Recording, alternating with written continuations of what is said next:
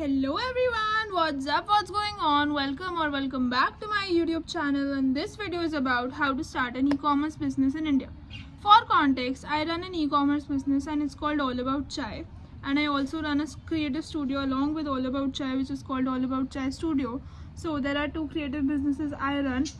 All About Chai is more like a chai masala company, and All About Chai Studio is a creative studio wherein we sell a lot of products like coaster magnets, tote bags, lifestyle products, crochet products, anything that is sustainable, anything that is cool, anything that is Gen Z.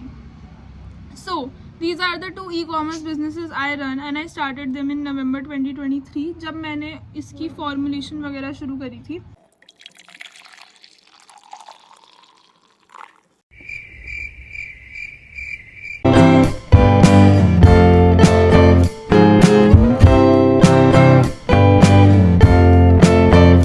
Running a product business and a service business are two different battlefields. A product is obviously tangible and has a touch and feel to it, but a service is more intangible and does not have a touch and feel to it. But किसी भी चीज़ में अगर touch and feel आ जाती है तो उसकी production एक process बन जाता है, उसका लॉजिस्टिक्स एक प्रोसेस बन जाता है, उसकी पैकेजिंग एक प्रोसेस बन जाता है.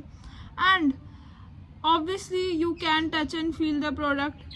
You feel great, you have created this product and it's a real creation into the world. But nevertheless, product or service both are a creation of value to the world, and you have to have different steps for each of them. But starting an e-commerce business in India requires a lot of major steps.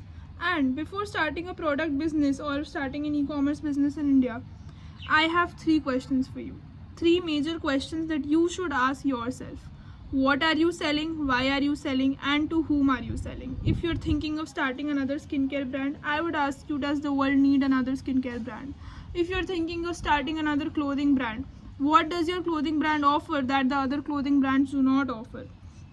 So to start a sustainable business in India, जो आप sustain कर पाओ बहुत लंबे समय के लिए, ये तीन सवाल बहुत ज़्यादा ज़रूरी है. What are you selling? Why are you selling? And to whom are you selling? Now once you have these three questions, उसके बाद आप समझो कि आपकी प्रोडक्शन कैसे होने वाली है. सो प्रोडक्शन की भी अलग अलग चीज़ें होती है. लोग अपने प्रोडक्ट खुद बनाते हैं, which is a self production setup. People outsource products कि मैं किसी और सेलर से प्रोडक्ट खरीदूंगी फिर मैं बेचूंगी. The third thing is drop ship. People on demand create करते हैं products. For example, I have a lot of designs जो कभी कभी ऑन डिमांड प्रिंट होकर शिप होते हैं via another seller. So when you start a product business in India, you again have to decide, will you manufacture the product on your own? Will you outsource the product and then sell the product, or will you print on demand? These are the three major methods, and हमारी company में ये तीनों methods use होते हैं. We have an on-demand service as well for a few products. We manufacture our chai masalas on our own, and we have a lot of seasonal products जिसमें से कुछ products we source and then we sell.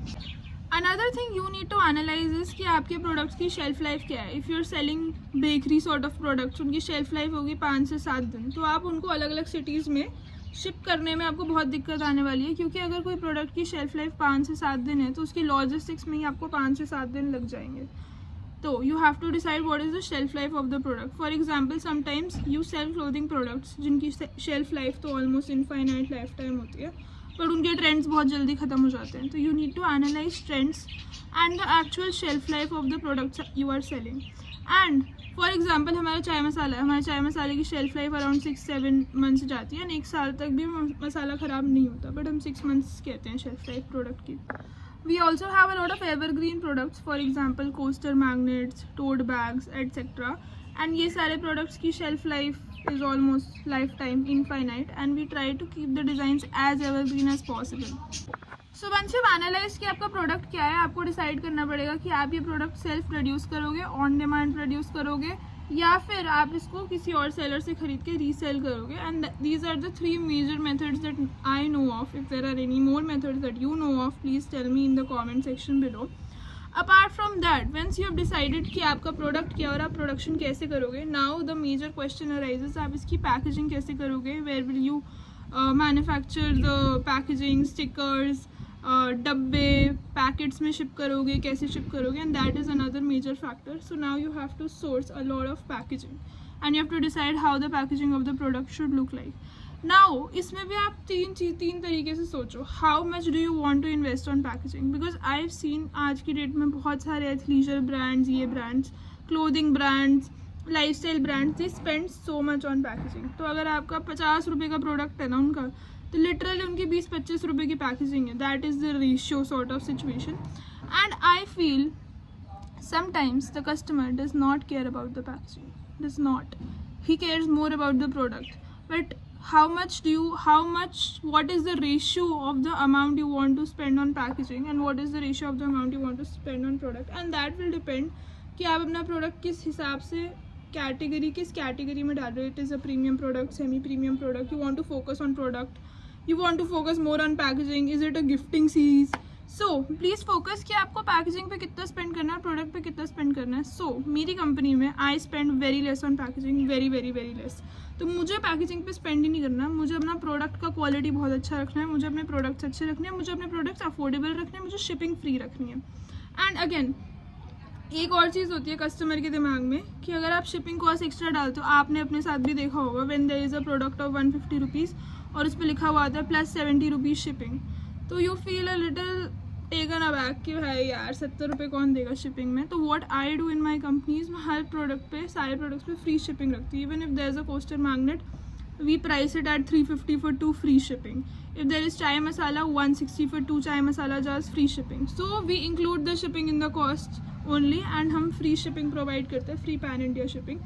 So if this is a trick that you like, you can also incorporate such a free shipping trick, क्योंकि मुझे लगता है कि customers को ये बेटर लगता है कि आपके प्रोडक्ट पे फ्री शिपिंग है एंड शिपिंग का एडिशनल कॉस्ट नहीं है. इवन दो ऑब्वियसली कस्टमर ही बर्डन ले रहा है शिपिंग कॉस्ट का, for obvious reasons the company is not taking the shipping cost का बर्डन, बट जस्ट एक परसेप्शन होती है.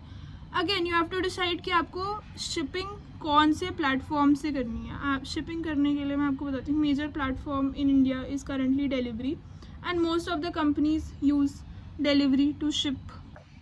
So there are a lot of these logistics aggregator services also like Nimbus Post. So we have also used Nimbus Post. Nimbus Post के अंदर क्या होता है ना, बहुत सारे शिपिंग सर्विसेज इंक्लूडेड होते हैं. फॉर एग्जांपल ब्लू डार्ट आ जाता है उसके अंदर, शैडो फैक्स आ जाता है, DTDC आ जाता है एंड सर्विसेज लाइक दिस. तो उसमें आपको जहाँ भी आप शिप कर रहे हो वहाँ पे आपको 6-7 ऑप्शन Nimbus Post दे देगा कि आपको कौन सी सर्विस से शिप करना है.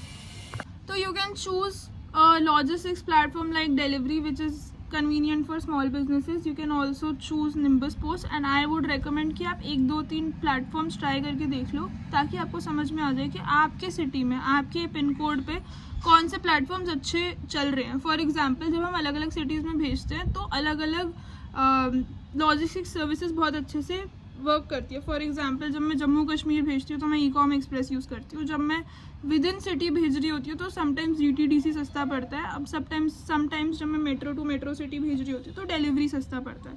तो आपके लॉजिस्टिक्स पे अगर आपको पैसे बचाने हैं तो आई थिंक सो आपके 2-3 लॉजिस्टिक्स सर्विसेज क्या है, टाई अप होने चाहिए आपके साथ, and it's very easy to tie up with them.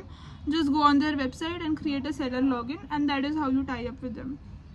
So now product packaging shipping जब sort हो गया है, to whom will you sell, that is the important part, and how will you sell, that is also an important part. So I started selling via Instagram and WhatsApp, and since मेरा एक नया product था and मैं market creation कर रही थी with in the चाय मसाला market, और मैं अभी भी कर रही हूँ, तो I find it very important to talk to my customers. तो मैं सीधा वेबसाइट क्रिएट करके वहाँ से शॉपिफाई की वेबसाइट पे 4-5-10 हज़ार रुपये स्पेंड करके सीधा उधर से शिप करना शुरू करा नहीं. मैंने सोचा कि पहले मैं इंस्टाग्राम पे एक अकाउंट बनाती हूँ, वहाँ पे देखते हैं कि कैसे सेल होगा.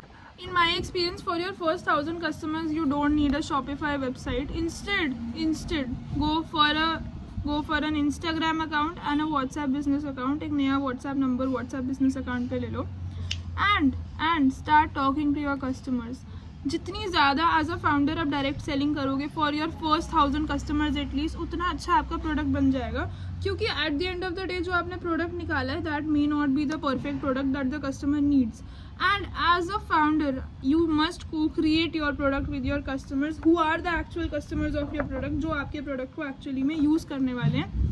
इन्हीं से आपको समझ में आएगा कि आपका आइडियल कस्टमर पर्सोना क्या है, कौन से आर्किटाइप्स को आपको टारगेट करना चाहिए. Definitely for starters you can go for Meta ads, Google ads are more expensive, so Meta ads are cheaper. So for starters, you can go for Meta ads. You can create a WhatsApp business account, you can create an Instagram account, and my suggestion to you is, when starting an e-commerce business, talk to your customers as much as possible, because the customers will help you co-create your product with them. You can also sell via your personal brand, which is another trick that I use. कि मेरे थोड़े से customers YouTube से आते हैं, मेरे थोड़े से कस्टमर्स इंस्टाग्राम पर्सनल अकाउंट से आते हैं, थोड़े से कस्टमर्स लिंक्डइन से भी आते हैं, थोड़े से कस्टमर्स पिंटरेस्ट से आते हैं. तो these are the 4-5 platforms that you can create your personal brand on. So not just you are selling via your company accounts, you are also selling via your personal brand. So these were my 2 cents on starting an e-commerce business in India, and I can do more series, more question and answers on it. If you have questions, you can put them in the comment section. And अभी बारिश होनी शुरू हो गई है, and although I could make a longer video, but I cannot make a longer video क्योंकि बारिश हो रही है. Till then, make your own money, marry someone funny, post your questions in the comment section, and I will be happy to answer them. Okay, bye.